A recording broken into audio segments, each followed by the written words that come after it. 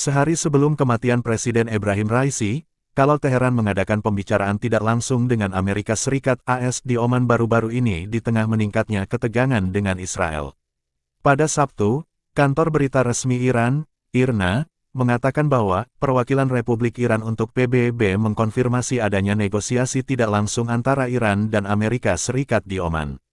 Dia menyatakan bahwa negosiasi ini bukanlah yang pertama dan tidak akan menjadi yang terakhir, tanpa memberikan rincian pertemuan di masa depan.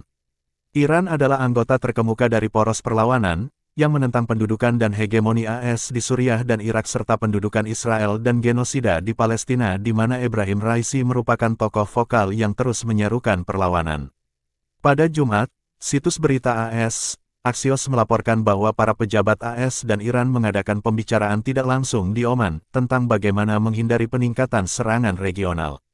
Kemungkinan perang terbuka antara Iran dan Israel muncul setelah Israel mengebom konsulat Iran di Damaskus, menewaskan 7 anggota Korps Garda Revolusi Islam IRGC, termasuk Jenderal IRGC terkemuka Mohammad Zahedi, pada tanggal 1 April. Iran membalas dengan meluncurkan serangan drone dan rudal yang belum pernah terjadi sebelumnya terhadap Israel 2 minggu kemudian, yang menunjukkan bahwa Iran dapat menembus pertahanan rudal Israel untuk melancarkan serangan yang lebih besar jika diperlukan di masa depan. Agresi Israel dan tanggapan Iran menimbulkan kekhawatiran akan perang regional yang lebih luas. Axios mengutip 2 sumber yang mengetahui pembicaraan tersebut yang menyatakan bahwa penasihat utama Presiden AS Joe Biden di Asia Barat, Brett McGurk, dan penjabat utusan AS untuk Iran, Abram Paley, mewakili pihak AS. Tidak disebutkan siapa yang mewakili pihak Iran. Axios melaporkan bahwa negosiasi serupa terjadi pada bulan Januari setelah Israel membunuh komandan penting Hamas Saleh al-Aruri di pinggiran kota Beirut.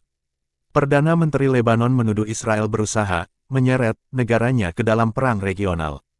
Tak lama setelah pembunuhan Aruri, ISIS mendapat pujian karena melakukan bom bunuh diri ganda di Iran, menewaskan 95 orang yang memperingati ulang tahun keempat pembunuhan Jenderal IRGC Qasem Soleimani di AS. Iran, Suriah, dan Rusia menuduh AS dan Israel mendukung ISIS.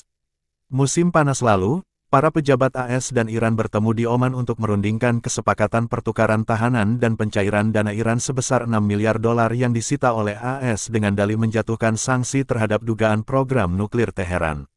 Kabar adanya negosiasi tidak langsung Iran-AS itu muncul 1 hari sebelum kematian Presiden Ebrahim Raisi pada Minggu, tanggal 19 Mei tahun 2024. Media Israel Inet News menulis pejabat Israel menahan diri untuk mengomentari insiden tersebut.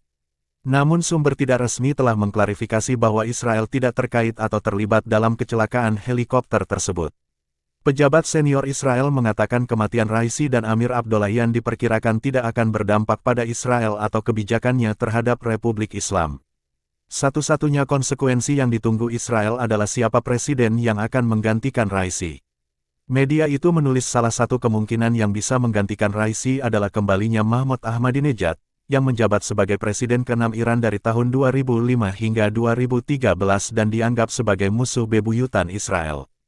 Para pejabat senior menambahkan bahwa selain perubahan di Iran, tidak akan ada dampak terhadap Israel karena keputusan mengenai Israel dibuat oleh pemimpin tertinggi Ayatollah Ali Khamenei.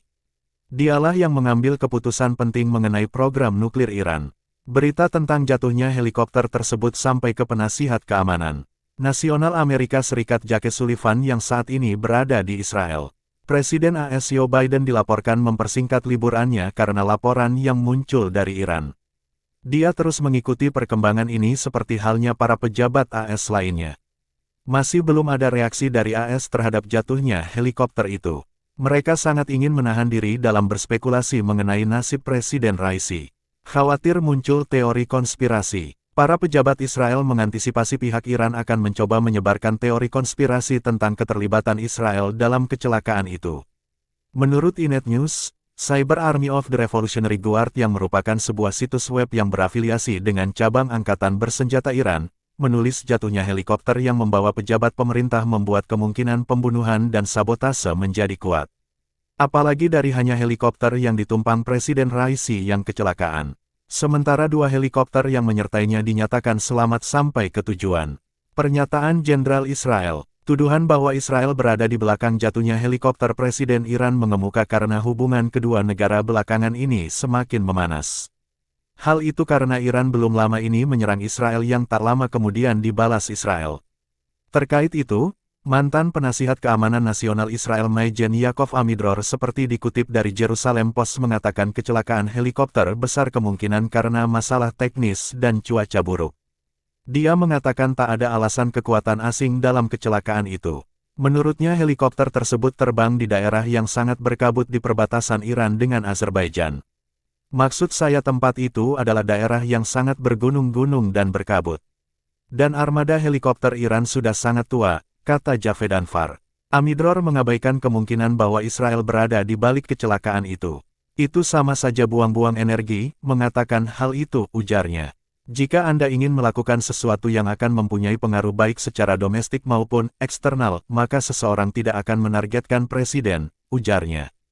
Masih belum ada kepastian jenis helikopter apa yang membawa Presiden Raisi dan rombongan. Bisa jadi itu adalah helikopter militer atau pesawat bulan sabit merah.